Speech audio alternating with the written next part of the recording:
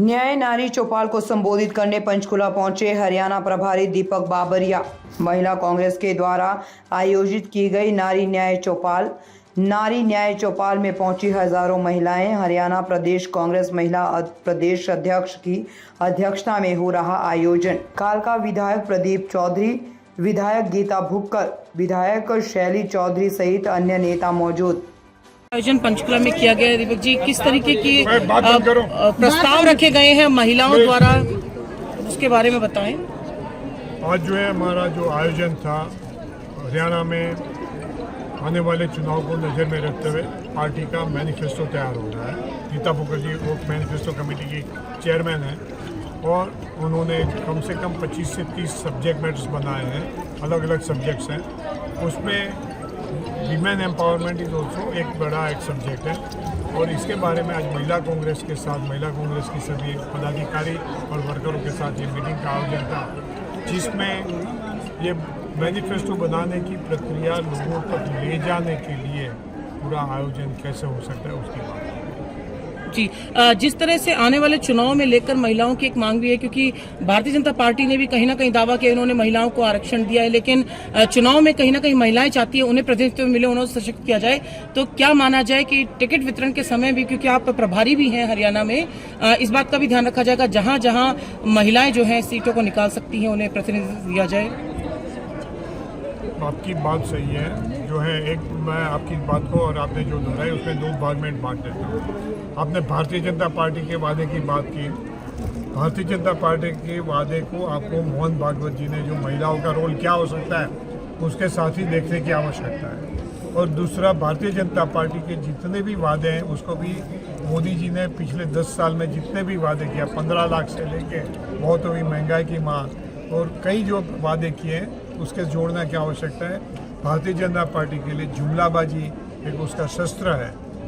कहते हैं कि मोदी गारंटी, हरियाणा और मध्य प्रदेश में गारंटी दे के आए थे कि 450 रुपये में सिलेंडर देंगे।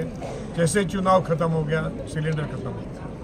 तो ये मैं आपसे निवेदन करूंगा कि भारतीय जनता पार्टी के वादे जो जुमले होते हैं, इसको कांग्रेस का ये संनिष्ठ प्रयास होता है, जो राहुल गांधी जी बार बार जो कहते हैं कि हमारे लिए ये जो चुनावी वायदे हैं वो हमारे लिए गीता है, बाइबल है, कुरान है, उसके जो है बड़ी गंभीरता से हम लागू करना चाहते हैं और उसके लिए लोगों से परामर्श करना चाहते हैं।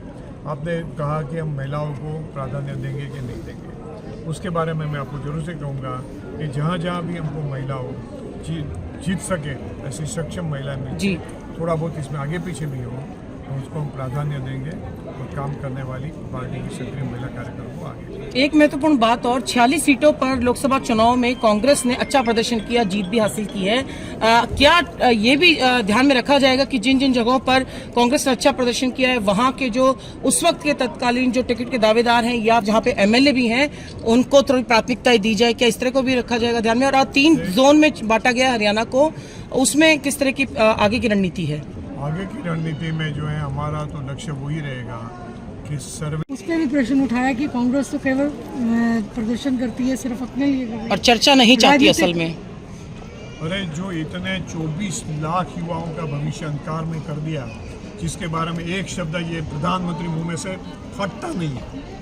मैं शब्द इतना कर रहा हूँ कि क्या उसने मुंह में मन भर दी है कि वाई इज़ नॉट से कि भाई हम एश्योर नहीं करता है कि ये इसके लिए जो जिम्मेदार उसके सामने एक्शन लेंगे। ये देश में पिछले 10 साल में कितने पेपर लीक की घटना हुई, आपके हरियाणा में कितनी पेपर लीक की घटना हुई, उसमें से आप उसको एक जगह पे बताओ कि इन्होंने किसी भी आरोपी को पकड़ा है, उसको सजा दी है।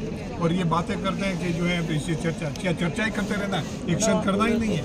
आप जो है कहते हैं कि एक बार राष्ट्रपति का अभिभाषण हो गया तो उसके आभार दर्शन की प्रस्तावना होती है, बीच में कुछ नहीं कर सकते।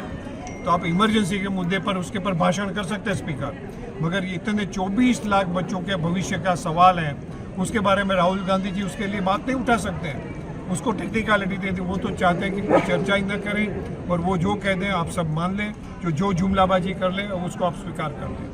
तो इसके सामने तो राहुल गांधी डट के आवाज उठा रहे हैं, पूरा देश आवाज। संसद में जिस तरह से राहुल गांधी ने जब इस मुद्दे को उठाया तो माइक उनका बंद कर दिया गया और ओम बिरला द्वारा जो स्पीकर हैं उनके द्वारा जिस तरह से दीपेंद्र हुड्डा के साथ भी जो बातचीत का प्रकरण सामने आया है, आप इसको किस तरह देखते हैं कि कहीं ना कहीं तानाशाही हो रही है या विपक्ष को नीचा दिखाने की कोशिश हो रही है? निश्चित रूप से तानाशाही हो रही है, पिछले 10 साल से कर रहे हैं, मगर ये बार विपक्ष की ताकत ज्यादा है। इसकी वजह से जो है ये बाहर खुल के सामने आ रहा है कि किस प्रकार की तानाशाही करें, किस प्रकार से देश के लोगों के साथ ठगाई कर रहे हैं, किस प्रकार से देश के युवा धन को बर्बाद कर रहे हैं। एक लास्ट सवाल और, काफी समय से प्रदेश में जो है संगठन नहीं है कांग्रेस का, और राहुल गांधी जी ने आप ही के कंधों पर यह भार छोड़ा है कि अब संगठन भी बनाया जाए और सभी गुटों को उसमें ध्यान में रखते हुए उनको प्रतिनिधित्व दिया जाए।